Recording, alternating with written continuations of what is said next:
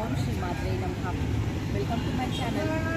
ప్రణవానంద దాస్ ప్రభుజీ గారిచే 18 రోజుల సంపూర్ణ భగవద్గీత కార్యక్రమాన్ని మేమందరం శ్రవణం చేశాము. ఆ ప్రవచనాల యొక్క ముగింపు సభని ఇక్కడ ఈ కార్యక్రమం ద్వారా వాళ్ళు నిర్వహిస్తున్నారు. ఈ ప్రోగ్రామ్ని పిహెచ్ఎల్లోని కార్యసిద్ధి పంచముఖి ఆంజనేయ స్వామివారి ఆలయంలో నిర్వహిస్తున్నారు. ఆ ప్రోగ్రామ్కే మేమందరం అటెండ్ కావాలని వచ్చాము. మీరు కూడా ఈ ప్రోగ్రామ్ని చూడండి.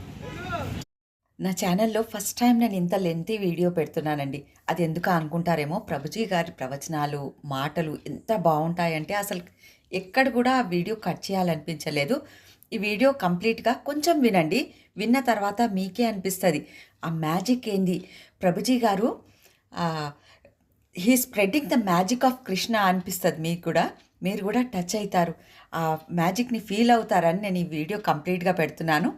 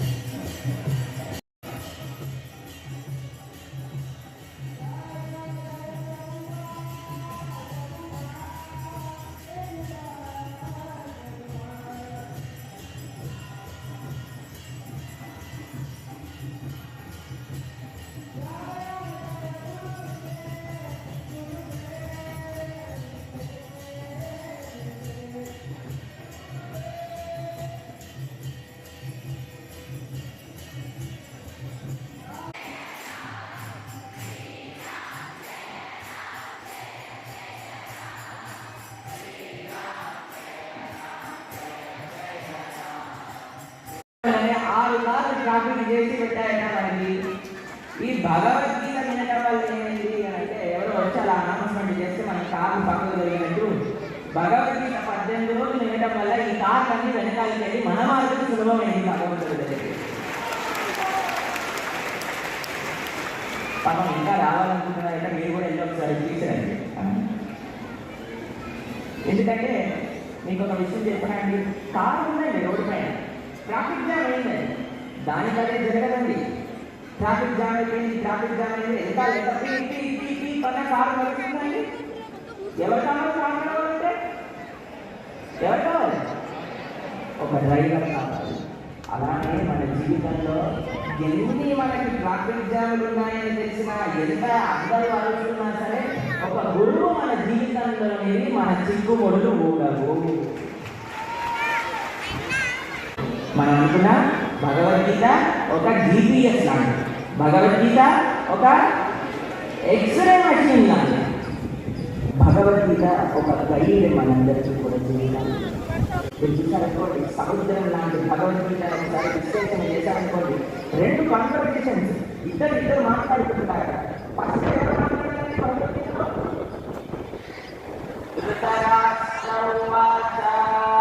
ధర్మక్షేత్రే కురుక్షేత్రే సమవేతాయుత్సవా మామకా పాండవాశ్చైవ కిమకుర్వత సంజయ. ధృతరాష్ట్రుడు సంజయుడితో అడుగుతున్నాడు, ఏమడిగాడండి? ఎక్కడ యుద్ధం? ధర్మక్షేత్రం కురుక్షేత్రంలో యుద్ధం జరుగుతుంది కదా, ఒక ప్రదేశం గురించి అడిగాడు. తర్వాత మామక పాండవాశ్చైవ, పాండవులు ఏం చేస్తున్నారు, కౌరవులు ఏం చేస్తున్నారు అని వ్యక్తుల గురించి, ప్రదేశం గురించి ప్రశ్నలు అడిగాడండి ధృతరాష్ట్రుడు. అవునా? మీరు చూడండి, సమాజంలో చాలా మంది మాట్లాడుకునేది ఈ 2 విషయాల గురించే, వ్యక్తుల గురించి, సంఘటనల గురించి. మీరు సపోజ్ ఒక ప్రోగ్రామ్కి వెళ్ళారనుకోండి, మీరు స్టేటస్లో పెట్టుకున్నారనుకోండి, జనాలు ఏమడుగుతారు? ఫస్ట్ క్వశ్చన్ అడుగుతారు, ఎక్కడ ఈ ప్రోగ్రామ్? అవునా? రెండోది ఏమడుగుతారు? ఎవరు వచ్చారు ప్రోగ్రామ్ చెప్పడానికి? కానీ చాలా తక్కువ మంది ప్రవచనంలో ఏమేంది అని అడుగుతారండి. అవునా కాదా? ఎందుకంటే వ్యక్తులకు ముచ్చట్లు కాదు, ముచ్చట్లు దేంట్లో వస్తాయి? వ్యక్తుల విషయాలలో లేదా అక్కడ సంఘటనల విషయాలలో. కానీ నిజమైన వారిగా ప్రవచనం స్టేటస్ మీరు ఇన్స్టాగ్రామ్లో, వాట్సాప్లో పెట్టుకున్నప్పుడు వారికి నిజంగా ఆధ్యాత్మికం ఎవరో వచ్చారట, ప్రభుజీ వచ్చారట, ఏం చెప్తారు భగవద్గీత ప్రవచనంలో అని అడుగుతారు. ధృతరాష్ట్రుడు అడగలేదు కృష్ణుడు ఏం చెప్పాడని, కానీ అర్జునుడు అడిగాడు, కృష్ణ నువ్వేం చెప్పాలనుకుంటే చెప్పు, నేను మార్చుకుంటాను. అందుకు కృష్ణుడు అర్జునుడి కోసం చెప్పడం ప్రారంభం చేశారు. మీకు ఒక విషయం తెలుసా? మీరందరూ కూడా అర్జునుడిగా శ్రద్ధతో, నిష్ఠతో కృష్ణుణ్ణి ఆశ్రయించారు కాబట్టి ఈ 18 రోజులు కృష్ణ పరమాత్మ మీకు భగవద్గీతను ఉపదేశం చేశారు. అది మీకుండే శ్రద్ధ, మీకుండే విశ్వాసం, మీకుండే భక్తి భగవానుడి పట్ల. కాబట్టి నేను ప్రతిరోజు ఈ 18 రోజులు అయ్యేంత వరకు రోజు స్వామికి తులసి, మన 108 ధర్మలతో స్వామికి తులసి అర్చన, మా శ్రీకర ప్రభు, ఉదయ ప్రభు తీసుకొచ్చేవాళ్ళు తులసి, వాటిని సమర్పణ చేస్తూ మేము ఒకటే ప్రార్థన చేసేవాళ్ళు. ఎవరెవరైతే స్వామి భగవద్గీత ప్రవచనాలు ఇంత శ్రద్ధగా, నిష్ఠతో, విశ్వాసంతో వింటున్నారో వాళ్ళందరికీ మీ యొక్క పరిపూర్ణ అనుగ్రహం ఇస్తుగాక అని స్వామి కోరుకుంటున్నారు. ఇది చాలా అద్భుతమైనది, చాలా అద్భుతమైనది. కృష్ణుని ఎప్పుడైతే అడగడం ప్రారంభం చేశాడు, ఓ కృష్ణ చెప్పు, తత్వం ఏంటో చెప్పు, జ్ఞానం ఏంటో చెప్పు, నేను మారుతాను. మీకు విషయం తెలుసా అండి? హ్యాబిట్స్, మనకుండే అలవాటు చాలా చాలా ప్రబలమైన, అవునా కదా? మనం చక్కటి ఎన్నో మంచి విషయాలు వింటాము, కానీ మారాలి అంటే చాలా కష్టం ఉంటుందండి. మనకి ఈరోజు మన భగవద్గీతలో ఉన్న జ్ఞానాన్ని ఎలా మనం మన నిత్య జీవితంలో అనుసంధానం చేసుకోవాలి అనే విషయం గురించి మాట్లాడాలి. ఒక ఆయన ఉన్నాడండి, ఆయనకి డబ్బులు అంటే చాలా చాలా ఇష్టం అన్నమాట. ఆయన ఏం చేసేవాడంటే మాటికి గంటకి డబ్బులు లెక్క పెట్టుకునేవాడు. అయితే ఒకసారి ఫ్రెండ్ బైక్ పైన తీసుకెళ్తున్నాడట, దాని మధ్యలో అక్కడ బైక్ ఆపుకున్నాడు. ఎందుకంటే ఒక నిమిషం డబ్బులు లెక్క పెట్టుకోవాలి అని ఇలా పర్సుల నుంచి డబ్బులు తీసి లెక్క పెట్టుకుంటున్నాడు. అని మంచిగా వెళ్తున్నాడు కదా అంటే లేదు లేదు ఒకసారి లెక్క పెట్టుకుంటా అని అనేది ఒక బ్రిడ్జ్ పైన ఉన్నారటండి. బ్రిడ్జ్ ఏంటంటే నీళ్లు బాగున్నారటండి. ఎప్పుడైతే డబ్బులు తీసి లెక్క పెట్టుకుంటున్నాడో ఒక పైసా డామని నిలబడింది. వెంటనే వీడు ఈతొచ్చారా కూడా గుర్తుపెట్టుకోకుండా ఆయన డామని ఉరికెట్టాడు నీళ్ళు. ఎందుకు? ఒక పైసా కాపాడు. వీడి ఫ్రెండ్కి ఎంత భయం వేసింది కానీ వీడు ఈత రాదు, వీడెందుకు దూకేశాడు అనగానే నీళ్ళలో నుంచి అరుస్తున్నాడు, కాపాడండి కాపాడండి కాపాడండి అనగానే వీడు కూడా దూకేశాడు. దూకేవాడే చేపట్టుకోరా, కాపాడుకోరా, చేపట్టుకోరా, చేపట్టుకోరా, తీసుకోరా, ఈరా చెయ్యిరా చెయ్యిరా అంటున్నాడు. చెయ్యిరా కాపాడు కాపాడుతున్నాడు, చెయ్యి పెట్టాడు.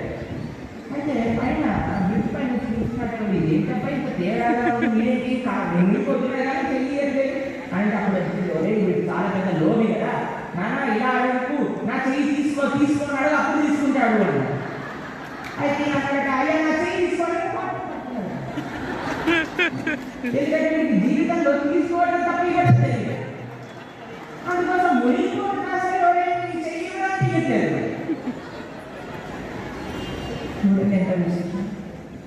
ఏదైతే అలవాటు ఉంటుందో ఆ అలవాటు ప్రబలం అయిపోతుంది. ఆ అలవాటు మన మనస్తత్వం అయిపోతుంది. ఆ అలవాటు మన శరీరంలో ఉండే కణకణాల్లోపలికి వెళ్ళిపోతుంది. దాని తర్వాత ఆ అలవాటుని మార్చాలి అంటే చాలా చాలా కష్టపడాలి. ఈరోజు మనం ఎన్నో మంచి విషయాలు, ఎన్నో గొప్ప తత్వాలు మనం భగవద్గీత నుంచి విన్నాం. వాటిని జీవితంలో ఆచరణ పర్యంతంలో తీసుకెళ్ళాలి అంటే ఫస్ట్ మనం చేయాల్సింది.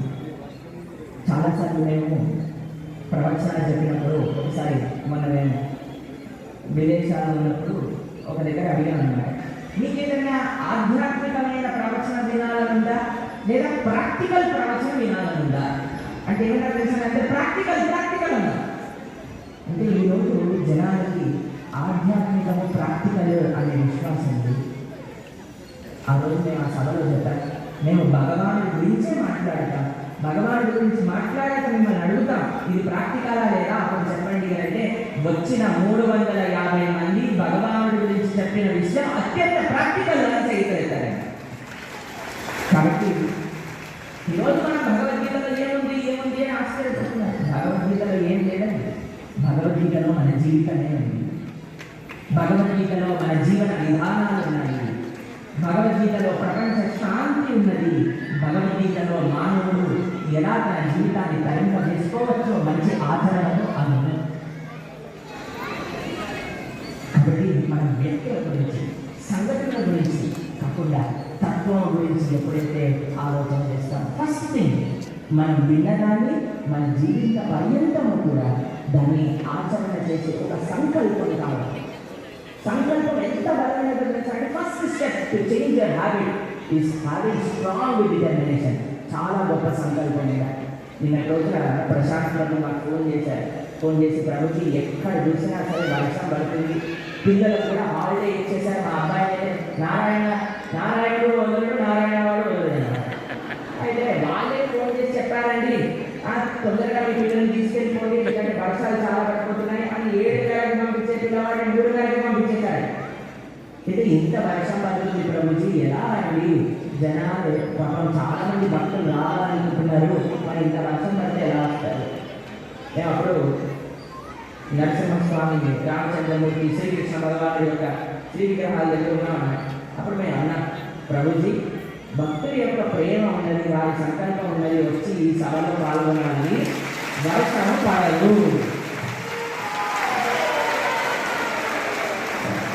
ఒక చుట్టేనా పడితే వర్షం నిన్న సాయంత్రం నుంచి వర్షం అంతా అయిపోయింది. విశేషం అండి. ఎక్కడ సంకల్ప బలం ఉంటే మీకు ఒక విషయం చెప్తాను. మొన్నే జరిగిన విషయం. ఆదిలాబాద్ భక్తులు ఉన్నారు ఇక్కడ అడగండి. ప్రతిరోజు వర్షం. స్వామికి ప్రార్థన చేశాం, భక్తులందరూ ప్రార్థన చేశారు. ఆదిలాబాద్లో వర్షం పడకూడదు. జగన్నాథ రథయాత్ర రోజు అనగానే ఎర్రటి ఎండాకాలంలో మేలో ఎలా ఎండబడుతుందో అలా ఎండబడుతుంది. ఆ రోజు చప్పటి కొట్టకండి, మధ్యలో ఒక కంప్లైంట్ వచ్చింది. కాబట్టి మరి ఇంత ప్రార్థన చేస్తే ఎలా అండి, వర్షం వద్దన్నా కానీ ఇంత ఎండగొట్టమని అడిగాను. నేను అన్నాను మరీ భగవంతుడికి ఇన్ని డిమాండ్ చేయకూడదయా, అటు వర్షము పడకూడదు, ఎండ పడకూడదు, మబ్బులు రావాలి, ఇలా చిలకరింపులు రావాలి, ఇవన్నీ చెప్పలేము మనం. అయ్యే స్వామికి వర్షం పడకూడదు అంటే వర్షం పడలేదు, ఆపి ఉండండి సరే అని. అప్పుడు ఒక చౌరస్తాలో ఆగింది. అప్పుడు నేను స్వామి ఈ విషయం చెప్తున్నా, అయ్యో పాపం భక్తులు చాలా ఇబ్బంది పడుతున్నారట, ఇలా నృత్యం చేయలేకపోతున్నారట, కీర్తన చేయలేకపోతున్నారట, కొద్దిగా అయ్యో వర్షము పడకు అలా అని ఎండ కొట్టకు అనగానే ఏమైంది తెలుసా అండి, మొత్తం మబ్బులు వచ్చి సూర్యుడిని గమనించాయి. రథయాత్ర పూర్తయ్యేంత వరకు వర్షం లేదు, సూర్యుడు లేదు. లేదా బాగుందండి, మేము కూడా కొద్దిగా కస్టమైజ్ చేసి మాకు కావాల్సింది అడుగుతాము అని అడగండి.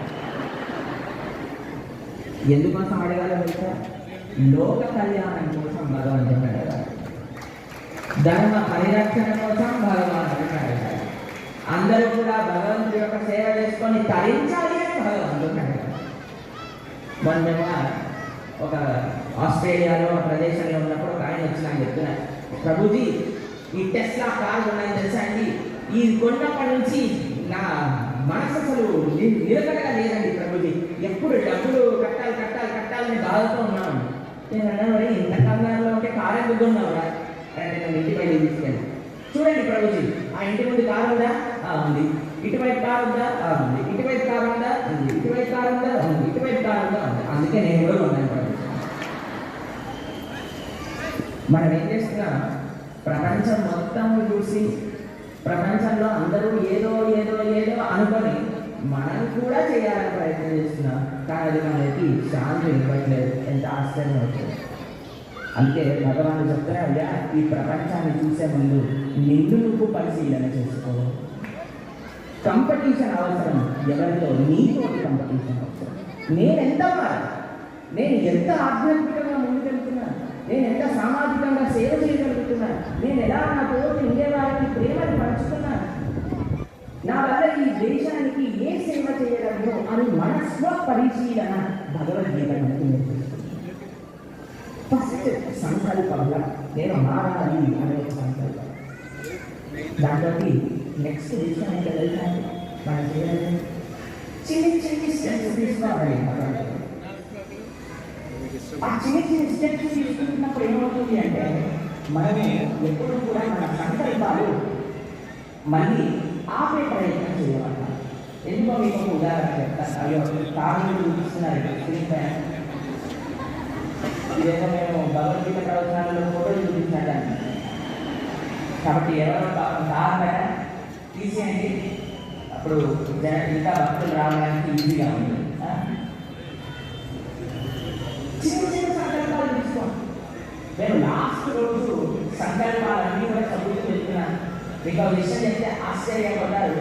కొన్ని వేల మంది, 30,000 మంది కంటే ఎక్కువ మంది ప్రజలు మేము హరినామం ప్రతిరోజు జపం చేస్తామని సంకల్పం తీసుకున్నారు. భగవద్గీత ప్రవచనాలు 30,000 కంటే ఎక్కువ, 25,000 కంటే మంది మేము సాత్విక ఆహారాన్ని మాత్రమే స్వీకరిస్తాము అని సంకల్పం తీసుకున్నారు.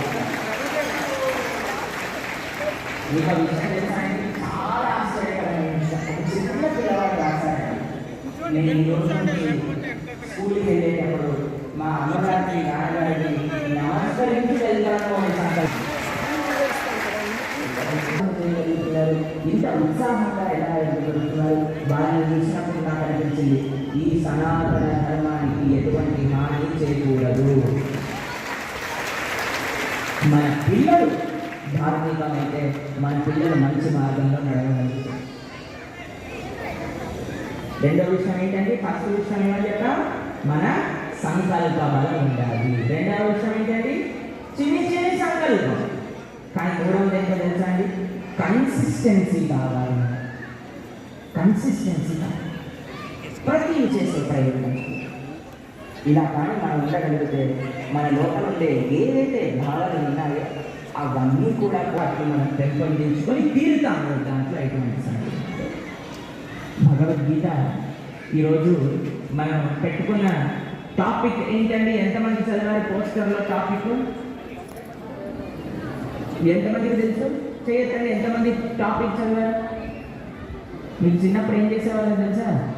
ఆన్సర్ బట్టి కొట్టేసేవాళ్ళం, క్వశ్చన్ మర్చిపోయేవాళ్ళం. అంటే క్వశ్చన్ అడిగినప్పుడు టీచర్ అర్థం కాకపోయేది, కానీ ఎప్పుడైతే వెళ్ళి చూసావో ఇది నాకు ఆన్సర్ తెలుసాయా, కానీ ప్రశ్న ఏంటి?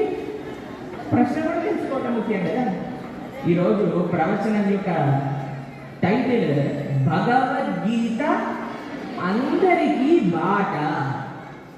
అందరూ నడవగలిగిన ఒక మార్గం అండి భగవద్గీత. కేవలము హిందువులే కాదు, ఎవరైనా మనిషిగా పుట్టిన ప్రతి ఒక్కరూ భగవద్గీత ఒక మార్గాన్ని చూపిస్తుంది, ఒక మంచి మానవుడు ఎలా కావాలి అని. అటువంటి భగవద్గీతని 18 రోజులు అధ్యయనం చేశారు. తర్వాత చాలామంది మనకి అడుగుతున్నారు, ప్రభుజీ 18 రోజులు విన్నాక శుక్రవారం రోజు మాకు ఎట్లా అనిపించిందంటే అసలు ఏంటో ఎంపీనెస్ అయిపోయింది ప్రభుజీ.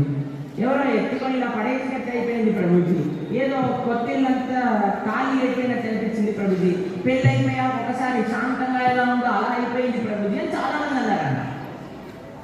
కానీ ఆ భగవద్గీతలో చెప్పిన విషయాలు 18 రోజులు నేర్చుకున్న విషయాలను కంటెంపులేట్ చేయడానికి 18 సంవత్సరాలైనా సరిపోవు. అంత మనం చేయొచ్చు మనం నేర్చుకున్న విషయాలు. కానీ ఇంకో విషయం చెప్తాను, కేవలం 18 రోజులతో ఆగలేదు. 1వ తారీఖు నుంచి 7వ తారీఖు వరకు శ్రీకృష్ణ జన్మాష్టమి సందర్భంగా మనము శ్రీమద్ భాగవతంలో 7 శ్రీకృష్ణ లీలను మనం చెప్పుకోబోతున్నాం. మళ్ళీ భగవద్గీత ఎలా అయిపోయిందా? శ్రీకృష్ణ భగవానుడి యొక్క లీలను.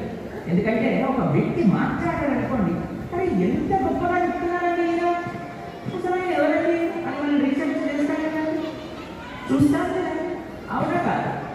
భగవంతుడు అంత గొప్పగా భగవద్గీతను ప్రవచింపజేసి మనందరిలో ఒక న్యాచురల్ ఎంతూజియాజంని కలిగించారు. అసలు ఈ శ్రీకృష్ణుడు ఎవరు, ఆ శ్రీకృష్ణుడి యొక్క తత్వం ఏమిటి, ఆ శ్రీకృష్ణుడి యొక్క లీలలు ఏమిటి, ఆ శ్రీకృష్ణ భగవానుడి యొక్క లీలలే, ఆ శ్రీకృష్ణ భగవానుడి యొక్క పరిపూర్ణ తత్వమే శ్రీమద్ భాగవతంలో మనకు అందించారు. అందుకే మనం శ్రీమద్ భాగవతాన్ని కూడా చెప్పుకోవాలి అని ఒక సంకల్పం చేస్తాం.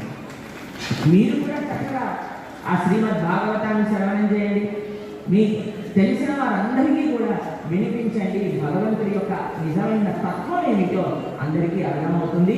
1వ తారీఖు నుంచి 7వ తారీఖు వరకు సాయంకాలం పూట 7:30 గంటలకి మనం ప్రారంభం చేసుకొని భాగవతాన్ని కూడా వింటాం. ఎంత సులభమైపోయిందండి. జూమ్ వచ్చాక, యూట్యూబ్ వచ్చాక ఎక్కడున్న వాళ్ళు హాయిగా మంచి ప్రదేశంలో చక్కగా ప్రవచనాలు వినగలుగుతున్నారు. ఎంతమంది కనిపించిందండి, ఎంత అదృష్టం ఇది భగవానుడిది. ఎక్కడున్న వాళ్ళం అక్కడి నుంచే వింటున్నాము. చూడండి ఎంత సంతోషం. కాబట్టి ది ఆపర్చునిటీ ఇంత ఈజీగా భగవంతుడు మనకు అందిస్తున్నప్పుడు దాన్ని ఇంకా బాగా తీసుకోవాలి. ఒక ఉదాహరణ చెప్తాను.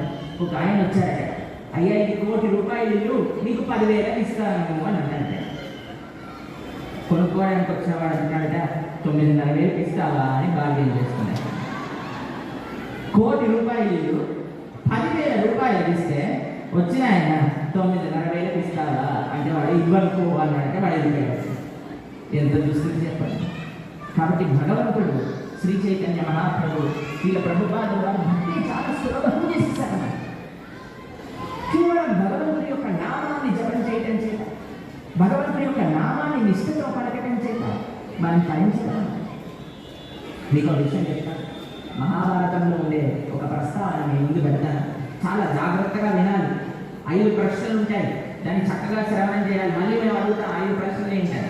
ఎవరైతే 5 ప్రశ్నలు చెప్తారో వాళ్ళకి ప్రసాదం ఉంటుంది. కాబట్టి జాగ్రత్తగా వినాలి.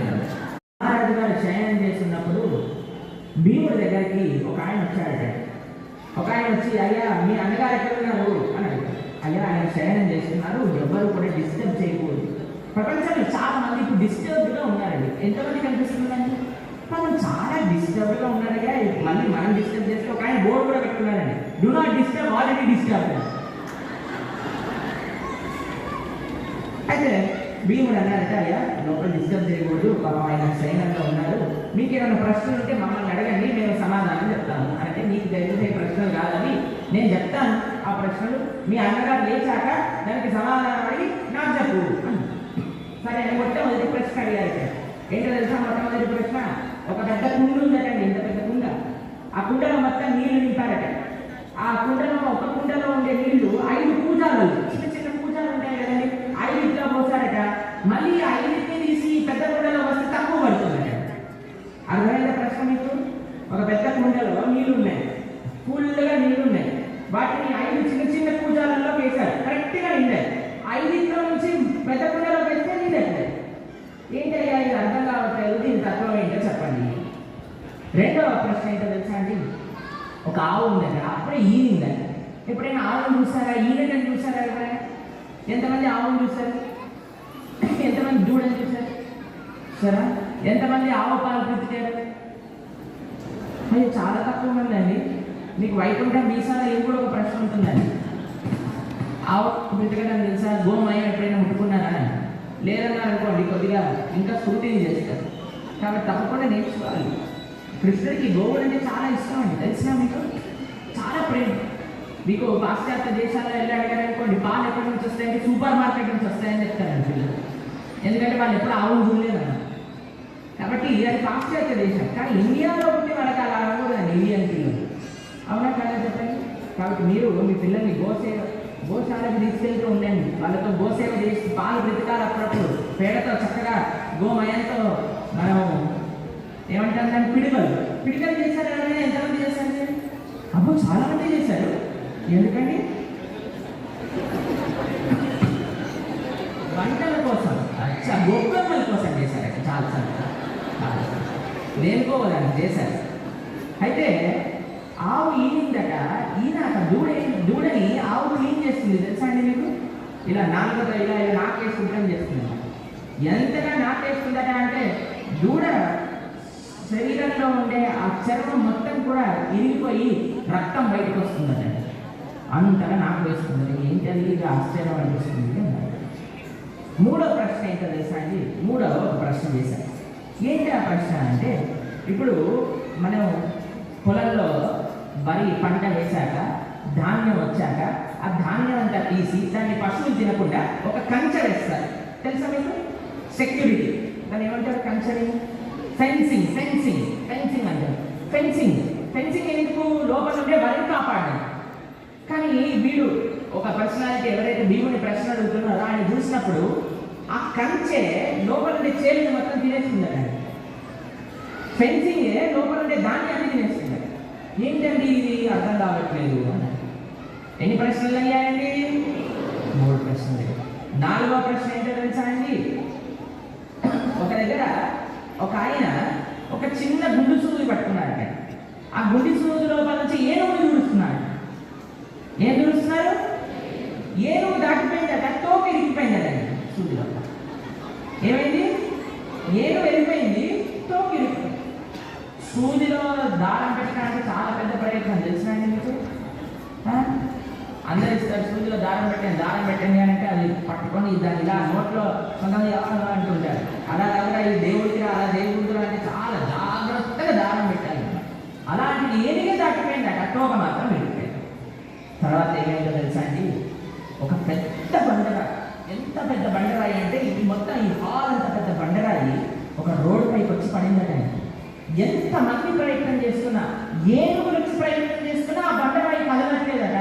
కానీ ఒక పండితుడు, ఒక భక్తుడు తన ధోతి పై నుండే ఇంత చిన్ని దారం తీసుకొని ఆ బండరాయి ఇలా అన్నాడట.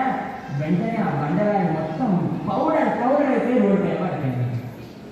అయితే ఏంటయ్యా ఈ విచిత్రాలు నాకు అర్థం కావట్లేదు. సరే అని యుధిష్ఠిర మహారాజు లేచాక భీముడు వెళ్ళాడు. అయ్యా ఎవరైనా వచ్చారా అంటే, వచ్చారండి, 5 ప్రశ్నలు అడిగారండి, వారికి సమాధానం చెప్పండి అని ఈ 5 ప్రశ్నలు అడిగేసరికి యుధిష్ఠిర మహారాజు అన్నారట, వచ్చింది ఎవరో కాదు, సాక్షాత్తుగా కలిపురుషుడే వచ్చాడు అని చెప్పారట. ఎందుకు చప్పట్లు కొడుతున్నారండి? వినండి ముందు ఏమవుతుందో. అయితే మొట్టమొదటి ప్రశ్న ఏంటి? మొట్టమొదటి ప్రశ్న, ఒక పెద్ద కుండ 5 చిన్న కుండల్లో నీళ్ళు పోసింది, మళ్ళీ దాంట్లో వేస్తే సరిపడింది. కలియుగంలో తల్లిదండ్రులు కలిసి 5 పిల్లలైనా 7 పిల్లలైనా 10 మంది పిల్లలైనా అందరినీ సమానంగా చూస్తారట. కానీ ఎప్పుడైతే పిల్లల వంతు వస్తుందో తల్లిదండ్రుల్ని చూడలేకపోతున్నారు. ఇది అవుతుందా లేదా చెప్పండి? ఈ సమాజంలో అవుతుందా లేదా? ఎందుకంటే వృద్ధాశ్రమాలు ఇంత పెరిగిపోతున్నాయండి, ఇదే కారణం కదా. ఇది కలిపురుషుడు యొక్క లక్షణం. రెండవ లక్షణం ఏంటంటే, ఏం చేసింది? ఆవు ఏం చేసింది? ఎంతగా ఇది చేసింది అని అంటే రక్తం వచ్చేస్తుంది. కలియుగంలో పిల్లల్ని ఎంత గారాబం చేస్తారట అంటే గారాబం చేసి పిల్లలు రక్తమే వచ్చేస్తుందట. అంత గారాబం చేస్తారు. ఇక వచ్చి ఎట్లా మనం భాగవతం అయిపోయాక ఆర్ట్ ఆఫ్ పేరెంటింగ్, పిల్లల్ని ఎలా పెంచాలి అని సిరీస్ స్టార్ట్ చేయబోతున్నామండి.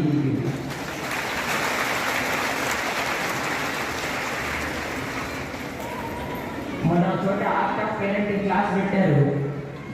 200 మంది తల్లిదండ్రులు, 200 మంది పిల్లలు వచ్చారు. తల్లిదండ్రులు వెనకాల కూర్చున్నారు, పిల్లలు ముందు కూర్చున్నారు. మేము ఏదైనా చెప్పాం, మన అందరి పిల్లలు వెనకాల కూర్చున్నారు. మా నాన్న పెట్టున్నాడా, మా అమ్మ పెట్టున్నాడు. కాబట్టి నేను అన్నా, అయ్యా పిల్లలతో వచ్చారు కాబట్టి ఇంకా జాగ్రత్తగా ఉండాలి క్లాసులు కాదు. ఈరోజు గారంలో ఎంత వెలిగిపోయిందంటే పిల్లవాడు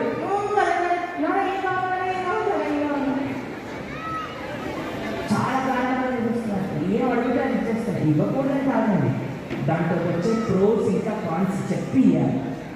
అర్జునుడికి కూడా కృష్ణుడు స్వేచ్ఛ ఇచ్చాడండి, ఎది ఇచ్చేసి పదాకుడు, కానీ ఏది చేస్తే ఏదవుతుంది అని చెప్పి ఇచ్చాడు. అలా ఎలా మన పిల్లల్ని ట్రైన్ చేయాలి అనే విషయం గురించి మనం మాట్లాడుకోబోతున్నా. భాగవతం అయిపోయా చాలా బాగా. మీకు విషయం తెలుసా అండి, పాశ్చాత్య దేశాలలో మీరు పిల్లల్ని కొట్టలేరు తెలిసిన.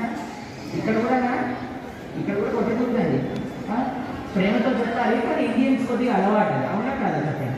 ఫస్ట్ కొట్టిన తర్వాత మాట్లాడటం అలవాటు. ఫస్ట్ కొట్టాక తర్వాత చెప్తారు రీజన్ ఎందుకు కొట్టారు. కానీ పాశ్చాత్య దేశాల్లో అలా కాదండి, చాలా జాగ్రత్తగా ఉండాలి. ఒకడు పిల్లవాడు చేసే ఈ అల్లరితో అస్సలు తట్టుకోలేకపోయాడు. ఎలా వీడికి గుణపాఠం చెప్తామని దగ్గరికి వేసేసి వాడు ఫోన్ పెట్టుకుంటాడు. ఫోన్ చేస్తాను ఎవరికి, పోలీసు వాడు. అయితే వాళ్ళ నాన్న భయపడిపోయాడట. చాలా చాలా ప్రయత్నం చేసి ఒకరోజు అనుకున్నాడట, సరే నేను ఇండియా పెట్టుకోదాము. ఆ ఇండియా టికెట్ బుక్ చేశాడు.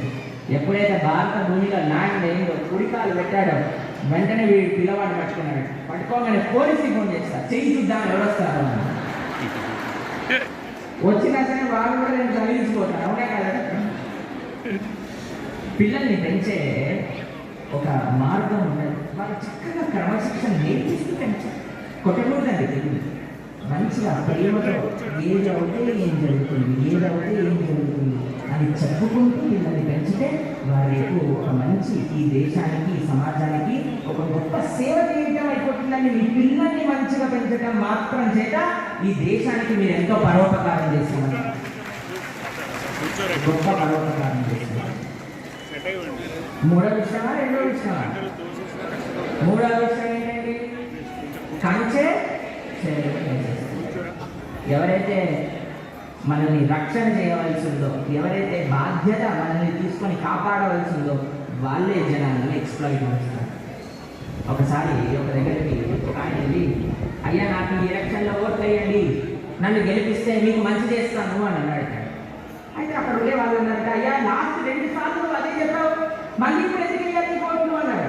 అయ్యా ఫస్ట్ టైం ఓట్లు వేసినప్పుడు నేను నా కుటుంబానికి కావాల్సినంత సంపాదించాను, రెండోసారి నువ్వు ఓట్లు వేసినప్పుడు నా స్నేహితులకి, నా బంధువులకి కావాల్సినంత సంపాదించాను, మూడోసారి నువ్వు ఓటేస్తే నీకోసం నేను పనిచేస్తాను. నన్ను కాదని ఇంకొకళ్ళ ఓటేస్తావు అనుకో, వాడు కూడా ఫస్ట్ టైం వాడి కుటుంబం కోసం సంపాదించుకుంటాడు, సెకండ్ టైం నీ ఫ్రెండ్స్ కోసం సంపాదించుకుంటాడు, మళ్ళీ మూడోసారి అంటే 6 సంవత్సరాలు పడుతుంది అన్నారు. అయ్యా వద్దు, నీకే ఓటేస్తామని వచ్చాడు. కాబట్టి ప్రపంచ సమాజం అలా నడుస్తూ ఉంది. 4వ విషయం ఏంటండి, కంచె చేలను వేస్తుంది, అయిపోయింది. ఒక చిన్న సూదిలో నుంచి ఏనుగు దూరిపోయిందట, తోక ఎక్కపోయిందట. పెద్ద పెద్ద తప్పులు చేసిన వాళ్ళందరూ కూడా పెద్ద పెద్ద సామ్రాజ్యాలు నెలకొల్పుకున్నారు. చిన్న చిన్న తప్పులు చేసిన వాళ్ళందరూ, మొన్న నేను కుంభమేళాకి వెళ్ళినప్పుడు అక్కడ చిన్న చిన్న జేబు దొంగలు, చిన్న చిన్న ఫోన్ దొంగలు అందరూ కూడా జైల్లో ఉన్నారు. కలియుగ లక్షణం అవునా కాదా చెప్పండి. పెద్ద పెద్ద స్కామ్లు చేసిన వాళ్ళేమో పెద్ద పెద్ద పోస్టులలో మాట్లాడుతున్నారు, చిన్న చిన్న తప్పులు చేసిన వాళ్ళేమో అక్కడ ఇక్కడ. సరే ఇవన్నీ ఎలానో జరుగుతూ ఉంటే వాళ్ళని కలియుగంలో. కానీ 5వ విషయం మనందరికీ చాలా ముఖ్యమైన విషయం. పెద్ద బండరాయి, ఎంత ప్రయత్నం చేసినా తొలగని బండరాయి కేవలం ఒక నూలు పోగుతో జరిగిపోయిందట. నేను ఒక విషయం చెప్తాను, మనందరికీ ఎంతో ఎంతో ఎంతో ధనం ఉందటండి, బ్యాంక్ అకౌంట్లో నిండి మొత్తం ఓవర్ఫ్లో అయిపోతుందటండి. ఏంటో తెలుసా అండి,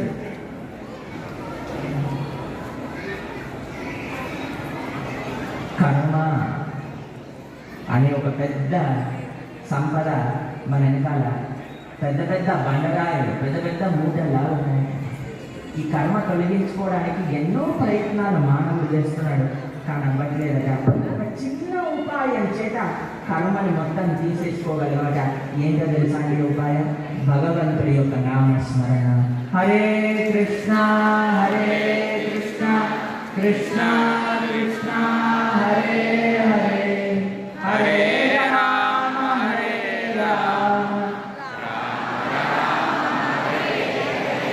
హరిర్నామ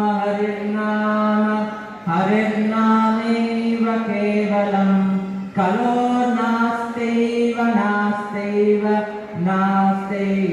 గతిరన్యథా. హరినామస్మరణ కంటే ఒక గతి, ఒక మంచి ఉపాయం ఈ కలియుగంలో ఇంకేమీ లేదండి. అటువంటి ఉపాయం మనకి లభించింది. మీకు విషయం తెలిసిన మనందరం మొన్న కుంభమేళాకి ఎంతమంది వచ్చారు? 9 కోట్ల మంది కుంభమేళాకి వెళ్ళారట. ఎందుకంటే గంగా నదికి అంత పవిత్రత ఎందుకు వచ్చింది చెప్పండి? ఎందుకు వచ్చింది గంగా నది పవిత్రత?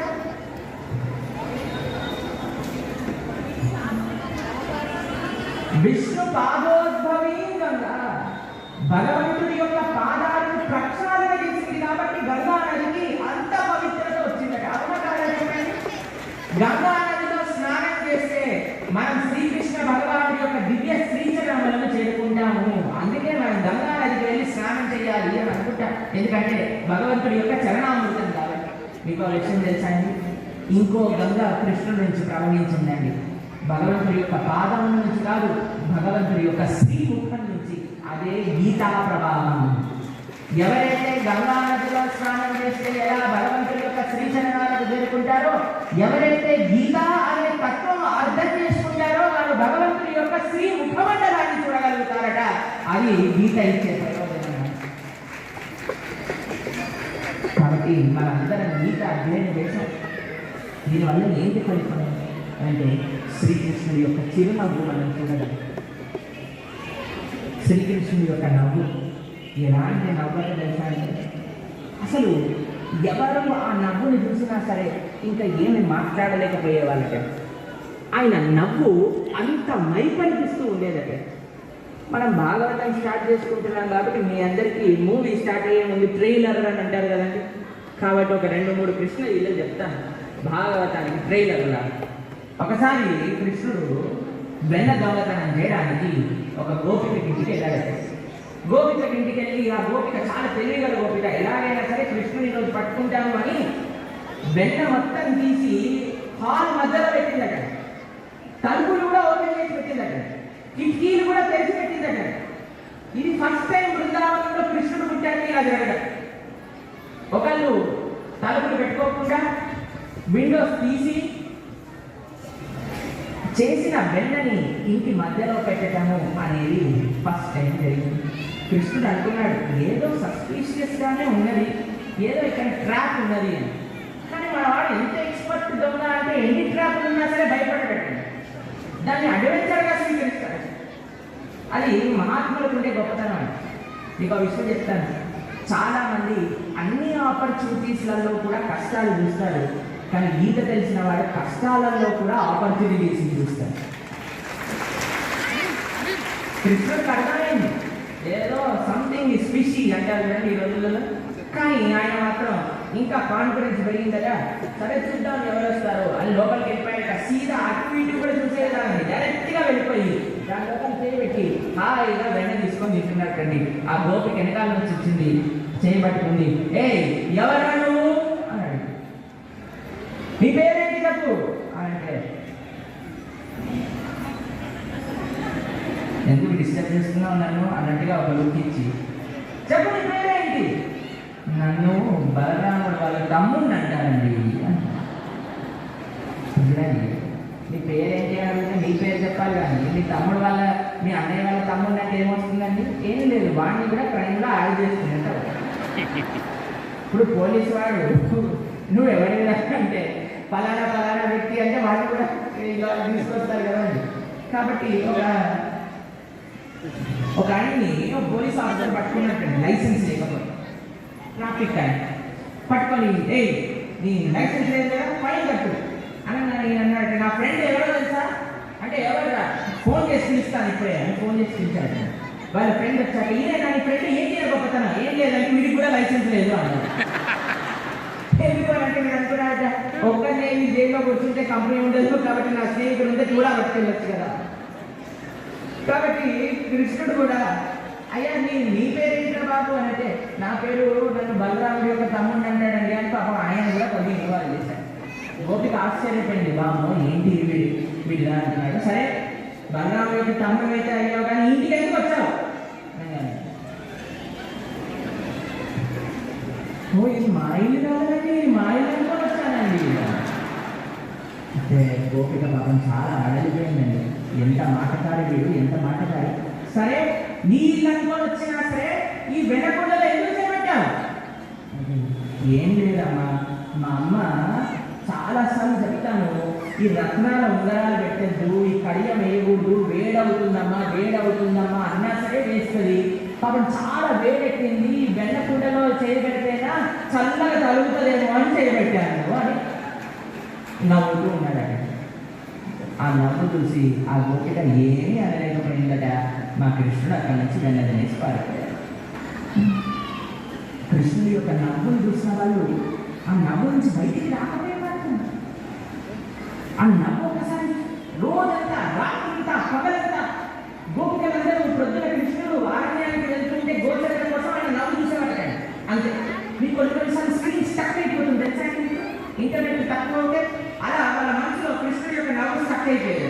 ఎప్పటి వరకు రాత్రి మళ్ళీ కృష్ణుడు వెనకాలకు వచ్చాను అంటే రాత్రి ఎప్పుడైతే సాయంకాలం కూడా గోధుమలి సమయంలో కృష్ణుడు వచ్చేటప్పుడు కృష్ణుడు నవ్వు చూస్తే మళ్ళీ నెక్స్ట్ డే ప్రజల వరకు ఆ నవ్వే మనసులో ఉంటుంది. అంత బ్రహ్మాండమైన ఆ నవ్వు ఎక్కడ తెలిసిన భాగవతంలో ఉన్నది. భాగవతం దశమస్కందమే శ్రీకృష్ణ భగవానుడి యొక్క శ్రీముఖ మండలం. గీత అధ్యయనం చేస్తే శ్రీముఖాన్ని చూస్తాము అనుకున్నాం కదండి. అందుకే గీత తర్వాత మనం భాగవతంలో ఉండే దశమస్కంద లీలలు వినబడుతున్నాము. ఇది కృష్ణుడి యొక్క నిజంగా చెప్పాలంటే మేము ఇంకేదో ప్రవచనం చెప్పాలి, ఇంకేదో విషయం గురించి అని అనుకున్నాం. కానీ భగవానుడు ఆ విధంగా భక్తుల నుంచి ప్రేరణ కల్పించారు. స్వామి ఇదే సంకల్పం ఉన్నది ఆయనకి, భాగవతమే చెప్పాలి అని. అందుకే మనం భాగవతం చెప్పుకోబోతున్నాం. అంటే మీరు కూడా చక్కగా శ్రీమద్ భాగవత సప్తాహాన్ని చక్కగా వినండి. ఆ భాగవతంలో ఎన్నో తత్వము, ఎంతో నిగూఢమైన తత్వము మనకి ఆ శ్రీకృష్ణ భగవానుడు అందజేస్తున్నారు. ఇటువంటి గొప్ప గీతా యజ్ఞం, శ్రవణ యజ్ఞం. భగవద్గీతలో భగవానుడు ఎన్నో యజ్ఞముల గురించి మాట్లాడారు. అందులో శ్రవణ యజ్ఞం గురించి మాట్లాడారు, జప యజ్ఞం గురించి మాట్లాడారు. కాబట్టి మనం 18 రోజుల శ్రవణ యజ్ఞం చేసుకున్నా ఈరోజు ఈ సభ పూర్ణాహుతి అని మనం అనుకోవచ్చు అన్నమాట. కానీ ఇది పూర్తి పూర్ణాహుతి కాదండి, లఘు పూర్ణాహుతి. ఎందుకంటే మనకి ఇంకొక యజ్ఞం మళ్ళీ వస్తుంది, శ్రీమద్ భాగవతము అనేది. మీరు ఇలానే చక్కగా వివిధ మంచి విషయాలన్నీ కూడా శ్రవణం చేస్తూ ఆ శ్రవణం చేసిన విషయాలని మనసులో ఆకలింపు చేసుకొని ఇంకా మన వ్యక్తిత్వాన్ని మార్చుకుంటూ దేశానికి, సమాజానికి ఎలా సేవ చేయాలి అని ప్రయత్నిస్తే ఈ భారతదేశం సనాతన ధర్మం ఎప్పుడు చల్లగా ఆ రామచంద్రుడి యొక్క కృపచేత, ఆ హనుమ యొక్క కృపచేత మనకి ఎల్లప్పుడూ అలా ఉంటుంది అనడంలో ఎటువంటి అతిశయోక్తి లేదు.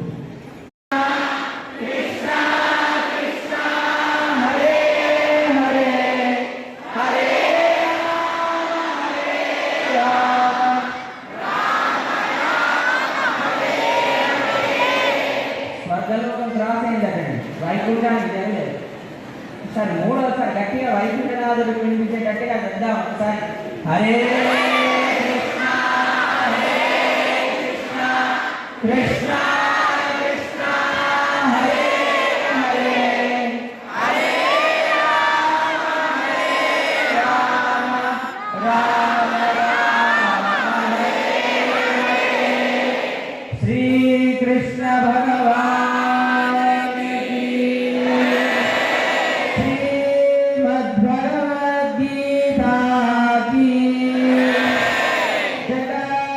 गुरु श्रील प्रभुपाद